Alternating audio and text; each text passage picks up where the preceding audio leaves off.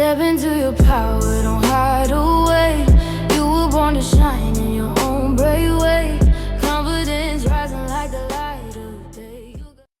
Hey, it's your girl Nomad Nisi, and welcome back to my channel. All right, let's jump right into it. Today, I want to talk about what is a nomad. So, in 2024, I learned about minimalism and nomadic living. This came about because I was just struggling with grief after my mom had passed away. I was depressed because my son had recently moved out, and I was living alone for the first time in my entire life. I was asking myself questions like, who am I? Where am I even going? What am I doing in life?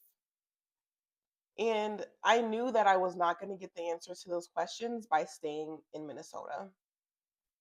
So I started to give away all of my belongings. I donated what I could, sold some things, and really just emptied out my entire apartment at that time. And I converted my SUV into a camper and I took off. What is a nomad, you may ask? According to ChatGPT, a nomad is someone who doesn't stay rooted in one permanent place and instead moves from location to location as part of their lifestyle. There's traditional nomads, there's modern nomads, and then there's digital nomads. Traditional nomads move seasonally for food, animals, or resources. Modern nomads choose mobility, living out of a vehicle, traveling long term, or working remotely while moving. Digital nomads work online and can live anywhere with internet. In 2024, I did not consider myself a nomad at this time. I just knew I could not stay in my apartment. I couldn't stay in Minnesota. There was just too much pain here for me. I spent about 7 months living on the road, or a nomadic lifestyle. And during those 7 months were the most spiritually transformational months that I had ever experienced. I was judged and beaten down by others because I looked homeless. I was living out of my vehicle. People that see me as lesser than, and they didn't really want to associate with me because I was living out of my vehicle, and people just didn't understand.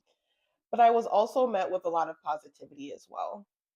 Some people that seen what I was doing and wanted to do the same, and they would ask me questions on how to get started.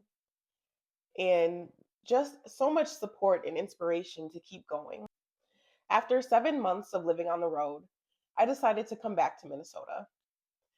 In December of 2024, I signed a lease and I moved into a new apartment. I knew that I couldn't keep running from my problems forever. I knew that I was going to have to process the grief, and my niece was being born, and I couldn't miss that. Over the last 15 months, I've spent my time living in an apartment. And I will say, I've been a homeowner, I've rented many places, and I've lived on the road. And by far, a nomadic lifestyle is the one that I love the most. Living a nomadic lifestyle really changed my perspective on life. I no longer feel the need to keep up with the Joneses.